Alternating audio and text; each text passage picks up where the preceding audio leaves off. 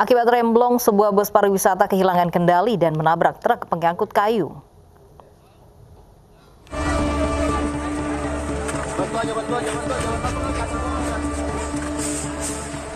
Kecelakaan terjadi antara bus pariwisata dan truk pengangkut kayu di Jalan Asahan, Simalungun, Sumatera Utara pagi tadi.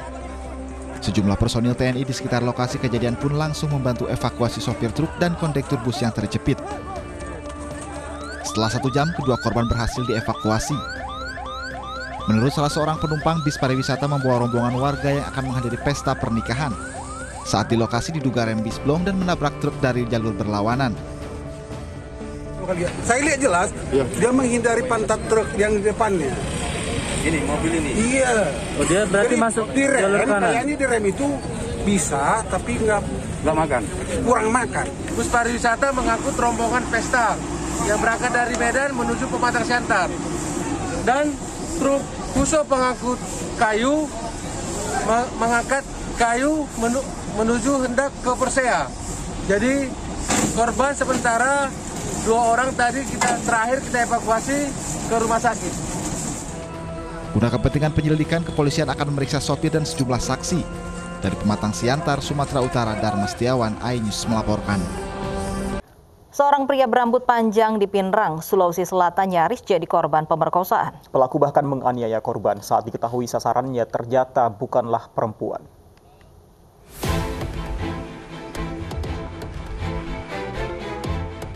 SA terpaksa berurusan dengan aparat kepolisian Polsek Matero Bulu Pinrang lantaran tindak asusila yang dilakukannya terhadap ML. Aksi pelaku bermula saat ML yang saat itu tengah berjalan kaki menuju ke rumahnya tiba-tiba didekap pelaku dari belakang dan nyaris memerkosanya. Pelaku mengira ML, pria berambut gondrong, adalah seorang wanita. Setelah mengetahui bahwa korbannya merupakan laki-laki, pelaku yang dalam pengaruh minuman keras pun menganiaya korban. Di TKP ya ada orang yang melihat pada saat disenter ya sempat celananya itu dia pasang itu korban. Berarti pelaku ini awalnya mengira bahwa si korban ini perempuan? Ya kalau anggapannya saksi bahwa ini korban dianggap adalah perempuan. Sementara itu, SA membantah dirinya hendak memerkosa korban. Dirinya mengaku emosi setelah motornya disenggol korban. Tahu kalau itu adalah anak dia rata-rata kalau seorang anak waria. Oh, itu awal kejadian gimana itu pada saat itu? Awalnya itu sedang waktu saya sedang naik motor, sementara naik motor ada anak itu senggol di setir motor sebelah kanan saya. Saat ini pelaku diamankan di Mapolsek Matero Bulu guna menjalani proses penyidikan lebih lanjut. Dari Pinrang, Sulawesi Selatan, Ihsan Ansari, iNews melaporkan. Menolak diajak berhubungan badan, seorang pemuda di Payakumbuh, Sumatera Barat tega menghabisi nyawa kekasihnya. Pelaku juga sempat melampiaskan nafsu bejatnya setelah korban tewas.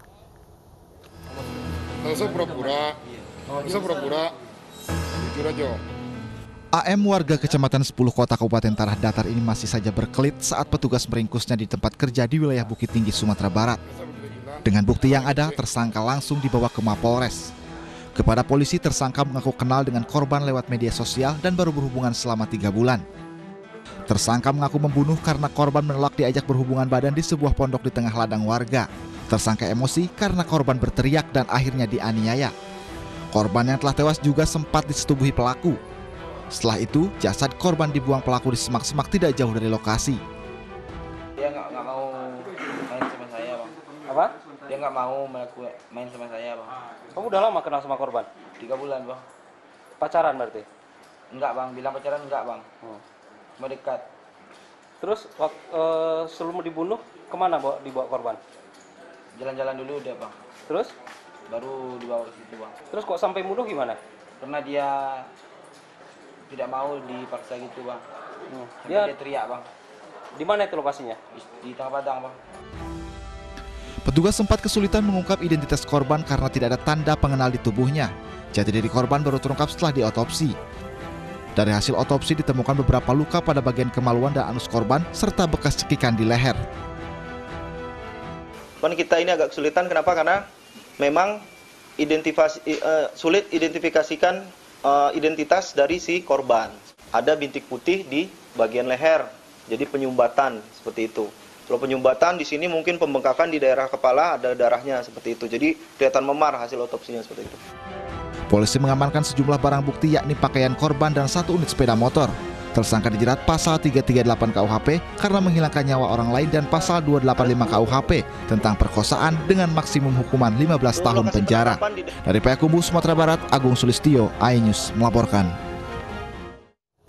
Motif pembunuhan seorang pria yang mayatnya ditemukan dalam tangki septik di Benar Meriah, Aceh akhirnya terungkap. Pelaku IS mengaku tega menghabisi nyawa temannya itu karena butuh uang untuk rujuk dengan mantan istrinya.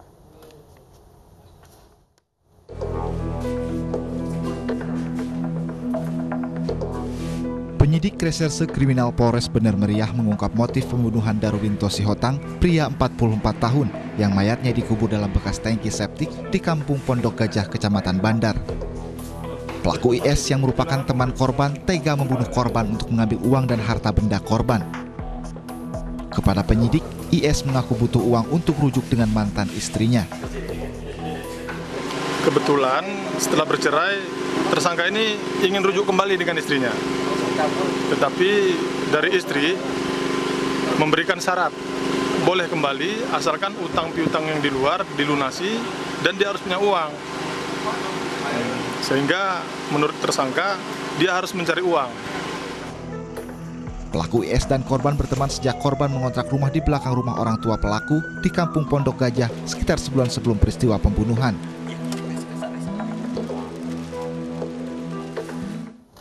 Sebelumnya, Satreskrim Polres Benar Meriah bersama tim forensik mengangkat jenazah korban Darwinto Sihotang dari dalam lubang bekas tangki septik. Pengangkatan jenazah disaksikan keluarga korban dan ratusan warga sekitar.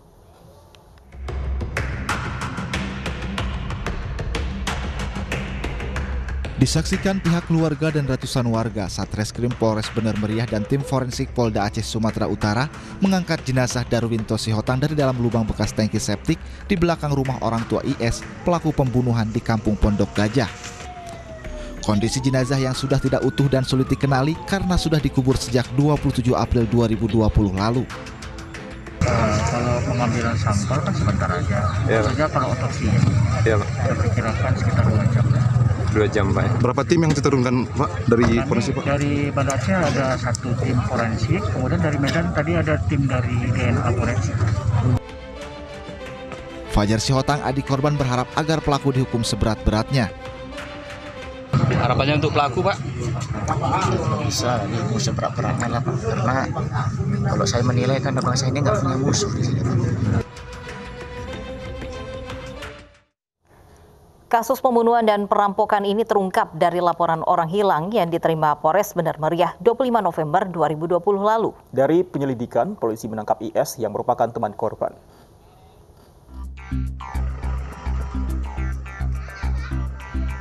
Kasus pembunuhan dan perampokan yang menimpa Darwinto Sihotang terungkap dari laporan orang hilang yang dibuat keluarga korban dan diterima Polres Benar Meriah 25 November 2020 lalu. Darwinto dilaporkan hilang oleh keluarga sejak 27 April 2020. Dari laporan itulah, polisi menangkap IS, teman korban, pelaku pembunuhan Darwinto. Kepada penyidik, pelaku IS mengaku membunuh korban pada Senin 27 April 2020 di rumah orang tuanya di Kampung Pondok Gajah dengan memukul leher korban hingga tersungkur.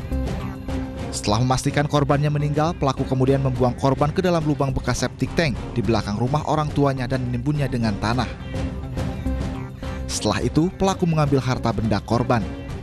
Hasil interogasi pada saat itu, yang bersangkutan mengatakan bahwa memang telah melakukan pembunuhan kepada korban. Nah, kemudian korban dikubur oleh pelaku di halaman belakang rumahnya di septic tank dengan dibungkus dengan selimut. Guna kepentingan penyidikan, Polres Benar Meriah memasang garis polisi di tempat kejadian perkara.